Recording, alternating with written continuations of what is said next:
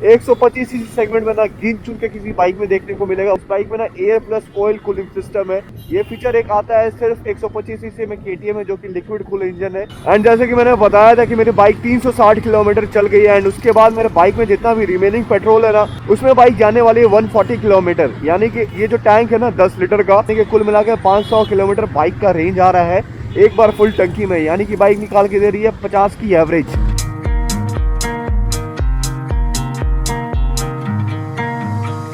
आज मौसम है सुहाना और पूरी रात और पूरे दिन कल बारिश गिरी है। एंड मौसम भी बहुत ज़्यादा सुहाना हुआ है। देखने में तो ऐसा लग रहा हो कि बहुत ज़्यादा ठंडी गिर रही है, बट मैं सच्चाई बताऊँ ना तो आज उतनी भी ज़्यादा ठंडी नहीं है जितना कि मैंने सोचा था। जैसा कि मौसम भी दिख रहा है वैसा। Welcome back to the channel everyone and I hope you doing absolutely fine. ओ ऑटो वाले रुक जाओ ज़रा। देखो भाई साहब, ये लोग जैसे ही मुड़ाते हैं ना, मतलब इन लोगों को थोड़ा सा भी ध्यान नहीं होता कि पीछे से बंदा आ रहा है या फिर कोई गाड़ी आ रही है, बस घुमा देना है। तो इस चीज़ से बिवेयर रहो। मैं हमेशा बोलता हूँ, आज भी बोलूँगा। और ये जो बाइक है ना मेरी बहुत ज़्यादा गंदी हो चुकी है। मैं कहीं पर रुक के आपको दिखाऊंगा कि मेरी TVS रेडर यानी कि रेड वेलवेट कितनी ज़्यादा डर्टी हो गई, क्योंकि इस पे धूल ऑलरेडी पड़ा हुआ था। एंड कल बारिश हो रही थी ना, तो बाइक मेरी थोड़ी सी बाहर खड़ी रह गई। एंड उसके बाद थोड़ा सा मैंने चला लिया, जिसकी वजह से बाइक अच्छी खासी गंदी हो गई। अभी तक सिर्फ हम लोग ने देखा है कि बाइक साफ होती है तो कैसी दिखती है। आज हम लोग गंदी हो गई है बाइक, तो भी देखेंगे कि बाइक की लुक कैसी आती है। रेड वेलवेट के लिए एक गाना गाना चाहूंगा। तुम जो आए जिंदगी में बात बन गई। तो मेरे आवाज़ को ज़्यादा आप लोग जज मत करना। मैं प्रोफेशनल अरिजीत सिंह नहीं हूँ, तो जो भी आता है ना गा देता हूँ, दिल से गाता हूँ यार, फीलिंग्स के साथ गाता हूँ। उस इमोशंस का रिस्पेक्ट करो। ऑल्दो मैं आपको बताऊँ कि मेरी बाइक जो है ना वो 361 किलोमीटर चल गई है।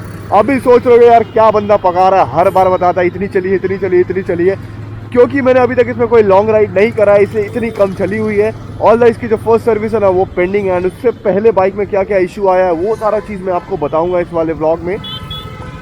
तो इसमें सबसे पहले क्या इशू आया ना कि जो लेग गार्ड का नट होता है ऊपर, जिसके ऊपर लेग गार्ड आपका टाइट किया जाता है, वो दोनों नट मेरा पहले ही दिन गिर गया था। मैं सर्विस सेंटर पे गया था, उन्होंने बोला कि भैया कोई दिक्कत नहीं है, आप आना किसी दिन सर्विस कराने तो आप उस दिन लगवा लेना।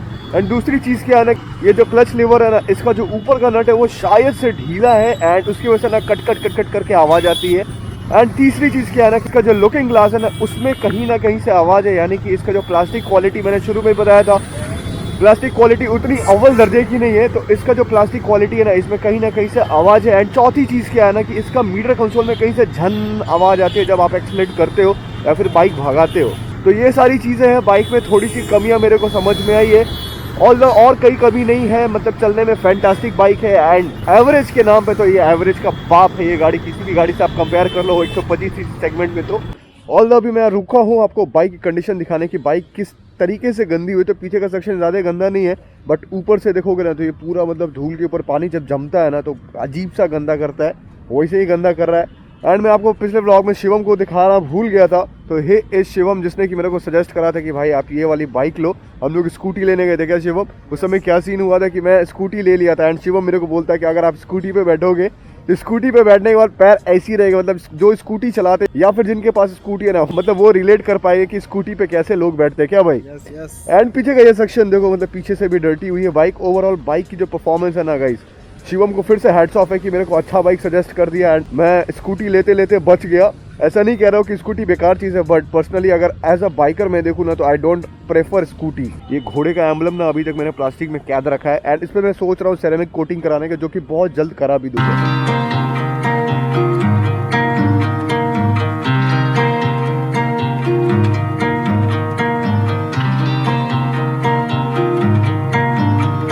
एंड अगर ऐसे मौसम पे आप राइड पे निकल रहे हो तो भाई साहब उससे बेहतर और उससे सुनहरा चीज आपके लिए कुछ होगा नहीं। एंड जैसे कि मैंने बताया था कि मेरी बाइक 360 किलोमीटर चल गई है। एंड उसके बाद मेरे बाइक में जितना भी रिमेनिंग पेट्रोल है ना, उसमें बाइक जाने वाली है 140 किलोमीटर। ये जो टैंक है ना 10 लीटर का, इसमें मैंने 10 लीटर तेल डलवा भी दिया था।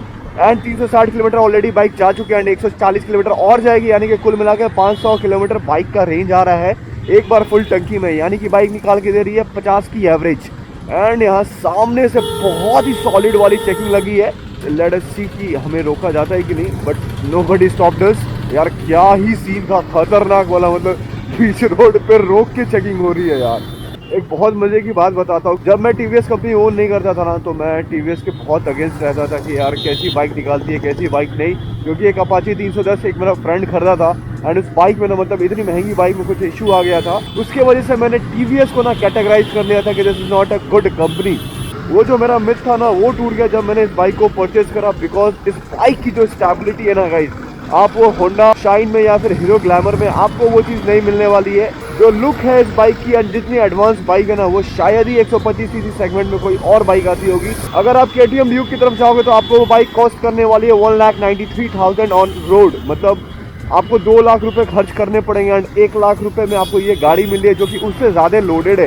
इसमें 3-4 PS का पावर थोड़ा आपको कम देखने को मिलेगा, बट नेवर माइंड कि आपको ना इस बाइक में परफॉर्मेंस की कमी देखने को मिलेगी। आप 100 के ऊपर इसको लेके जा सकते हो। वैसे तो 117 स्पीड है इसका, यूट्यूब पे मैंने देखा था किसी चैनल पे 117 की स्पीड भाग गई थी ये गाड़ी, तो उससे ज्यादा आप क्या एक्सपेक्ट कर रहे हो 125 सीसी सेगमेंट में। एंड जो इंडियन मार्केट है ना आजकल का, वो पहले 150 सीसी सेगमेंट की तरफ बहुत ज्यादा शिफ्टेड था। वहाँ पे एक से एक बाइक निकलती थी जब वो सस्ती हुआ करती थी, मतलब 1 लाख से 1,20,000 के अंदर 150 सीसी जब आया करती थी तब की बात मैं बता रहा हूँ। अब वो सेगमेंट आ गया 125 सीसी के अंदर एंड इस सेगमेंट में ना इतनी ज्यादा फाइट हो गई है बाइक्स की कि अभी आप पूछो मत। आने वाले समय में ना इसमें और भी ज्यादा आपको बाइक देखने को मिलेंगी, जैसे कि अभी RC 125 लॉन्च हुई है जो कि बहुत ही कातिलाना लुक में लॉन्च हो गई है भाई साहब। अब सोच के देखो 125 सीसी सेगमेंट जो है ना अभी इंडियन मार्केट का बर्निंग फ्लेम है, उसमें मतलब जितनी भी बाइक निकालोगे सेल हो जाएगी। KTM थोड़ी सी एक्सपेंसिव होगी, बट ये सारी जो बाइक है ना होंडा, हीरो एंड TVS, आप ये सब कंपनी की तरफ जाओगे शिफ्ट करोगे तो आपको मतलब बजाज भी एक कंपनी है, उसमें बहुत ही सस्ती गाड़ी आपको देखने को मिलेगी इन कंपैरिजन विद KTM। बहुत लोग के दिमाग में ये क्वेश्चन होगा कि इस बाइक की रियल टाइम माइलेज क्या है। तो भाई माइलेज सबसे बड़ी चीज़ है आजकल के दिन में, क्योंकि पेट्रोल की जो प्राइस है ना वो 110 रुपये के आसपास है हर जगह अगर आप देखोगे मोस्ट ऑफ द प्लेस। तो मैं आज आपको ना दिखाने जा रहा हूँ एक्सक्लूसिव कि इस बाइक की एवरेज क्या है, जो कि ये बाइक अपने से मॉनिटर करके बता रही है। तो यहाँ पे मोड बटन है, उसको मैं दबाता हूँ, यहाँ पे देखो 55 की एवरेज दे रही है बाइक, यहाँ पे लिख रहा है ना 55 किलोमीटर पर लीटर। तो इसको मैं उतना भी वाजिब नहीं मानता हूँ, मैं मानता हूँ कि ये बाइक 50 की एवरेज दे रही है एंड उससे ऊपर 1-2 किलोमीटर दे रही होगी भाई साहब। मतलब 50 की एवरेज अगर आपको आजकल की बाइक देती है तो आप सोच रहे हो कितना ज़्यादा किफ़ायती है, कितना ज़्यादा इकोनॉमिकल चीज़ है वो, क्योंकि पेट्रोल की जो प्राइसेस है ना वो बहुत ज़्यादा हाइक कर रही है एंड आने वाले समय में ऐसी कोई संभावना नहीं है कि वो नीचे भी जाएगी कभी। एंड मेरे सजेशन से जो भी लोग मेरे से बार बार पूछते हैं ना कि भाई बाइक कैसी है, लेनी चाहिए कि नहीं लेनी चाहिए, मैं बार बार बोलता हूँ कि भाई आँख बंद करो और ये बाइक परचेस करो। एंड बाइक को अगर मेंटेन करोगे ना तो कोई सी भी बाइक हो आपको वो कभी निराश नहीं करने वाली। तो बाइक की मेंटेनेंस बहुत ज़्यादा ज़रूरी होती है। एक और बहुत बेहतरीन फीचर है इस बाइक में जो कि आप 125 सीसी सेगमेंट में ना गिन चुन के किसी बाइक में देखने को मिलेगा। एक तरीके से कहूँ ना तो नहीं देखने को मिलेगा। इस बाइक में ना air plus oil cooling system है, वो मैं आपको कहीं रुक के दिखाता हूँ कि यहाँ पे ऑयल कूलिंग सिस्टम कहाँ पे है। एंड एयर कूलिंग तो आपको सबको पता है कि वेंटिलेशन इंजन में ही बना दिया जाता है उसको ठंडा रखने के लिए। तो कहीं पे मैं रुकता हूँ एंड आपको दिखाता हूँ कि TVS Raider 125 में ऑयल कूलिंग सिस्टम कहाँ लगा हुआ है। और जैसे कि मैंने बोला है ना कि इसमें ऑयल कूलिंग सेंसर भी लगा हुआ है, मतलब इसमें ऑयल कूलिंग भी होती है। तो दिस इज़ द टेक्नोलॉजी, मतलब कि TVS ने बहुत ही इंटेलिजेंट तरीके से ना इसको यूज़ किया है। आप यहाँ पे देखो, यहाँ पे फिन्स बना है, यहाँ पे एयर कूलिंग का बना है, यहाँ पे ऑयल कूलिंग का बना है, मतलब जो भी एयर है ना वो डायरेक्ट इसमें से पास होकर इधर से निकल जाएगी। तो बहुत ही इंटेलिजेंट तरीके से TVS ने इस चीज़ को बिल्ड किया है एंड मतलब रियली काम करती है। अभी तो ठंडी के दिन है तो समझ में नहीं आ रहा है मेरे को, बट कभी गर्मी आएगी ना, गर्मी के मौसम में भी मैं इसको चेक करूँगा। ऑल्दो यहाँ पे चाय पीने हम लोग आए हैं एंड करता हूँ इस वाले ब्लॉग के ये पे एंड। आई होप आपको जो ब्लॉग था वो अच्छा लगा होगा। चैनल में पहली बार आए चैनल को सब्सक्राइब करें, वीडियो पसंद आए वीडियो को लाइक करें, अपना प्रेशियस कमेंट देना ना भूलें। वन मोर थिंग, शेयर ज़्यादा से ज़्यादा करें। One more thing, stay tuned, stay updated and take care. उससे पहले एक और चीज़, बाइक अपनी अभी दे रही है 59 की एवरेज। कैन यू बिलीव 59 की एवरेज। मिलता हूँ आपको नेक्स्ट वाले व्लॉग में। Till then stay tuned and bye bye.